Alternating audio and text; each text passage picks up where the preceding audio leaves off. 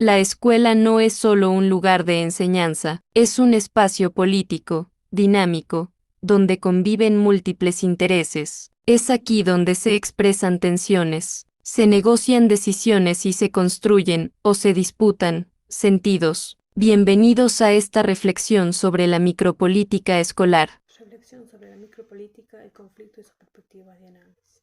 Hablar de la escuela como una institución educativa es quedarse corta. La escuela en realidad es un campo de fuerza, una organización compleja donde convergen intereses diversos, conflictos inevitables y dinámicas de poder que muchas veces no se ven pero se sienten.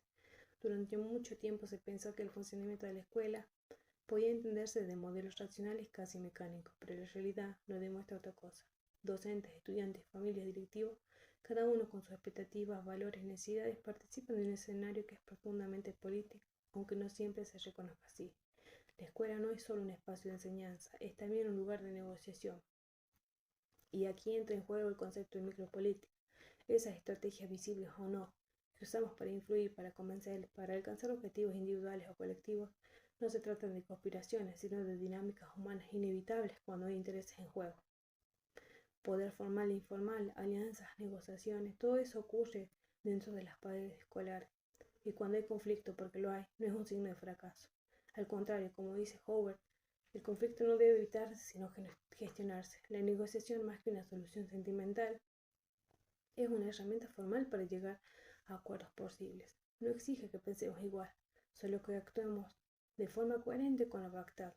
Ahí está el poder de la mediación, ayudar a las partes a construir algo común sin renunciar a su diferencia. Entonces, si queremos entender verdaderamente cómo funciona una escuela, tenemos que dejar de verla como una estructura neutra y comenzar a mirarla como lo que es, un escenario político, humano, imperfecto, pero lleno de potencial para el cambio. Por sus características particulares, la organización educativa ha sido estudiada desde distintas perspectivas.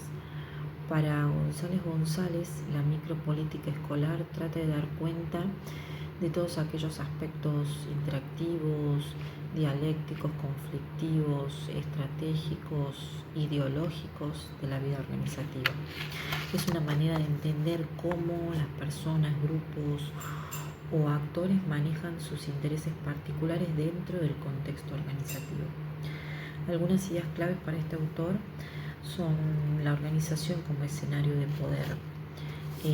No es un sistema armónico, sino un campo donde se negocian intereses, se establecen alianzas y se enfrentan conflictos. Los actores, todos los miembros de la organización educativa, docentes, directivos, personal administrativo, tienen la capacidad de influir en el funcionamiento organizacional, a veces de manera sutil o informal. Las estrategias micropolíticas que incluyen acciones como formar coaliciones, ejercer presión, manipular información o utilizar normas institucionales en beneficio propio. Y las implicancias para el liderazgo.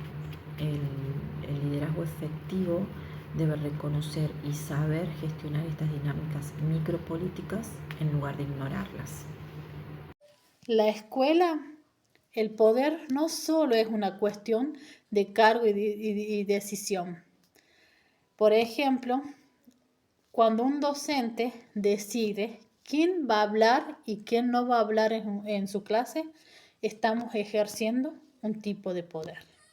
En la unidad estudiada hemos visto diferentes tipos de autores como Weber, que él nos hace recordar o hace mención que el poder no es la capacidad de imponer la voluntad, sino incluso va sobre una resistencia.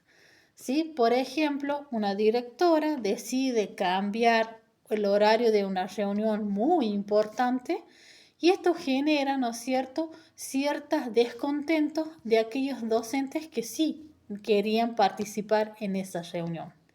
A lo largo de la unidad también hemos visto diferentes tipos de autores, como Frigerios, Pogni o Tiramontes. Estos autores nos recuerdan que el poder en las instituciones muchas veces están asociados a lugares formales, como por ejemplo los directivos.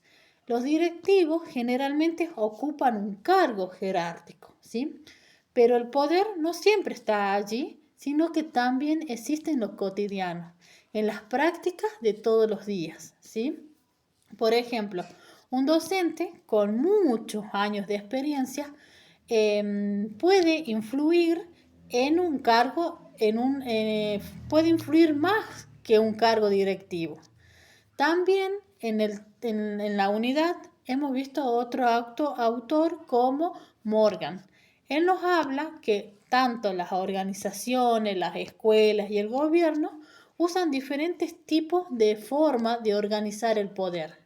¿Para qué? Para poder mantener el orden y tomar una decisión.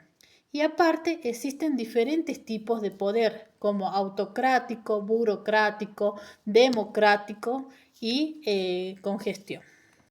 En cuanto a la incidencia de los grupos y conflictos en las organizaciones, el conflicto siempre va a estar presente en las instituciones, pueden ser grupales, individuales, pueden estar explícitos o encubiertos, cualquiera sea la razón, la causa principal, siempre va a ser la diferencia de intereses. Aquí el autor lo que hace es definir 4 conflictos en una institución educativa. El primero es cuando se cumplen varios roles en una institución, el segundo es la definición del proyecto en base al contexto, el tercero sería poder llevar a la práctica la teoría y el cuarto es que muchas veces las funciones no están acorde a las normas prescriptas. Bueno, por otro lado tenemos la teoría del poder aplicado a las organizaciones educativas. Aquí la autora Inés Duce lo que hace es analizar la escuela y el poder en base a 3 aspectos. Tenemos el poder, donde Foucault dice que la escuela tiene que ser una formadora de la libertad, pero también ser consciente de los límites. El segundo aspecto es los cuerpos pedagógicos, cómo los alumnos fueron moldeados en base a factores como el disciplinamiento, las normas, por medio de evaluaciones.